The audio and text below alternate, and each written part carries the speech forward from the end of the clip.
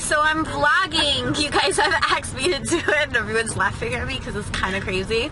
But I'm on my way to the salon. It is almost 6 p.m. and I'm stuck in traffic. And my hair looks crazy and I'm going to the salon. But this is the look I went with today, which is a bridal look. Will be coming up very soon. That's my model over there talking. She doesn't want to be on camera because she don't have makeup on. Excuse me. Not happening. So we're heading over there, and I'll get back later. Hey guys, so we're here. We finally made it. Oh my god. Alright, we got this. We walking away. Yo, We're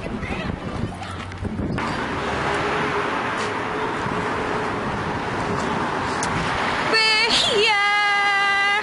6 o'clock. Time for the session. Turn down for what?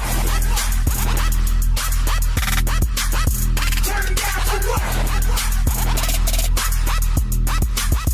Turn down for what? Turn down for what? Turn down for what?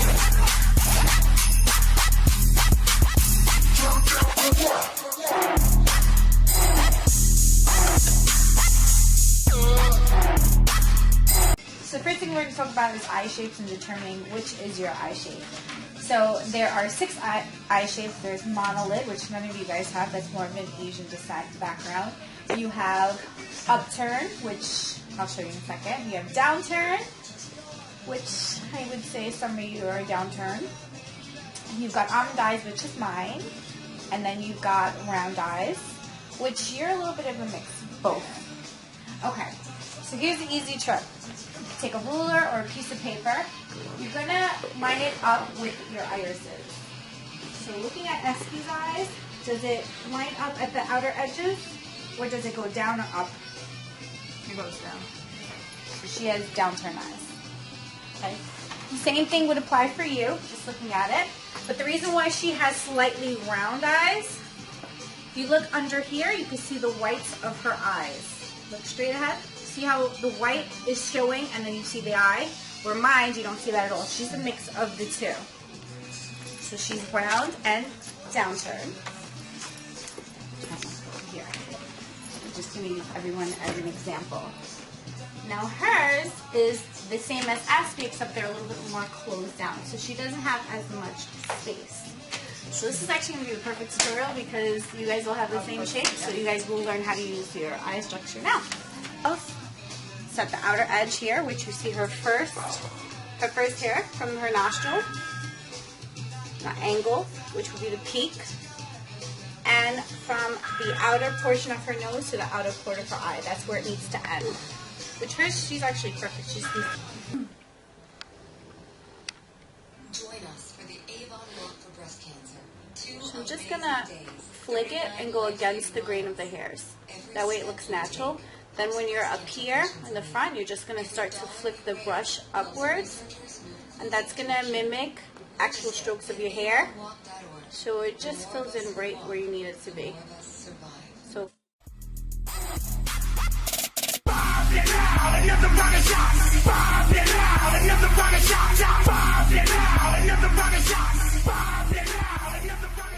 Which is a synthetic full-length brush. Large shader brush, so this flat side is easier to compact the product onto the eyes in a patting motion, which I'm sure you guys know. But what I do like this, if you sweep back and forth lightly, you can actually use that also as a crease brush. So the first color I'm going to go in is texture. So it's going to be a very natural color with a little bit of a pick-me-up. Now, pressing it at the base of the lashes, that is going to actually push the product into the lash line so that it looks, there's no empty gaps or spaces. When you're using a fluffy brush like this, like a 217 by MAC, or I don't know the Sigma numbers, whatever, this is a lot of the things that I see on YouTube that's wrong. You're never going to hold your brush here. Okay? Think of it as a canvas. When you're painting a picture, are you over here with the paintbrush? Where do you normally hold it? Here. Same rules apply for makeup.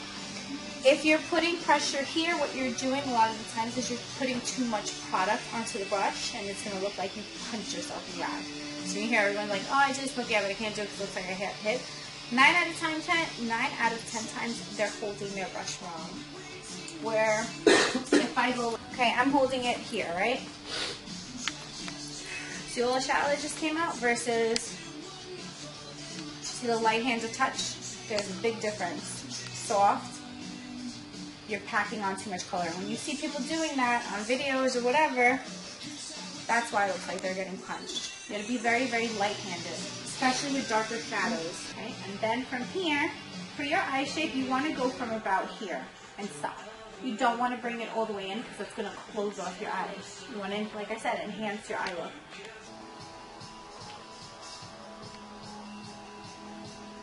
So again, by adding the most color here to pigmentation, by making yourself like a shadow liner effect, that's going to give you also that kind of smoky feel for the day. So, you know, you have shadows without it looking like you're dry cleaning for the day. Look natural. Circle baby. Like circular, like almost like a backwards C. Don't do like that V unless you want a really defined kind of look, but again, that can kind of stray away from your eye shape and kind of come for her. I'm going to take more of that brown color. Actually, no. I'm going to take some purple. I'm going to take this sketch color and just add a different coloring. And what I'm going to do is I'm going to kind of go in an angle against the grain, going into that liner. So like you have that awkward line, see? And then I'm just going to take it and just flick it right here. Add to intensify the look a little.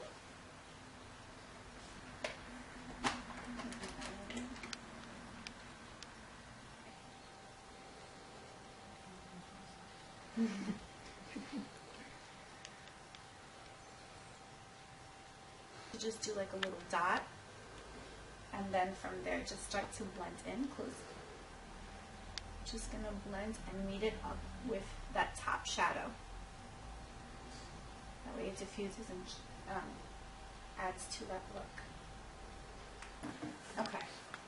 Most of the time for like my shape eyes, I would do on this degree angle. But for you guys, that's not the case. You're actually going to go and follow your actual lash line through with that 100 angle. I'm just going to flick it slightly up and then connect close.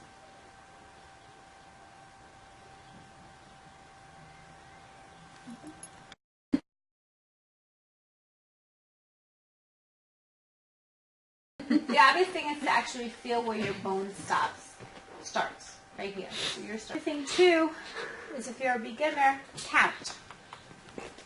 1, 2, 3. Right? Same thing on the other side. 1, 2, 3. It's always going to give you the perfect blend. It's always going to match on that point. Then I'm just going to blend. So this is just a soft contour. Okay, she has a thin forehead, so we're not going to contour your forehead. We're just going to do the temples.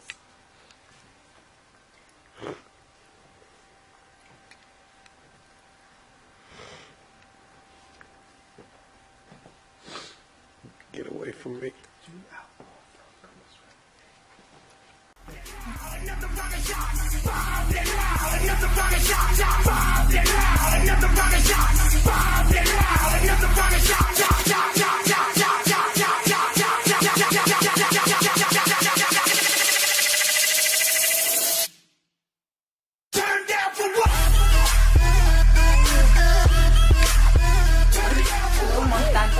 We're contouring. Who am I thinking? I'm too late. Ours is 3 fingers. Okay. Ours is 3 fingers because we really want to lift the face. Like hers and Espy's, it's 2 fingers. So only round shape can do the 3 fingers, which is the highest. Yeah. So you can do more, okay. Right. Hers is a little different, which we're going to use you in a second. Sure.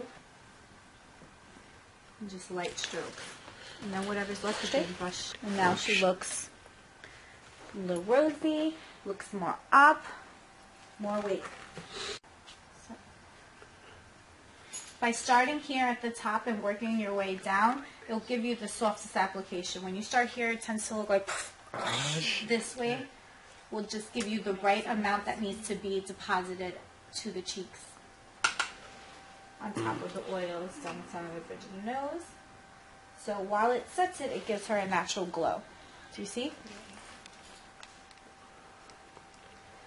Okay, and this one in particular actually waterproofs the makeup. So if you did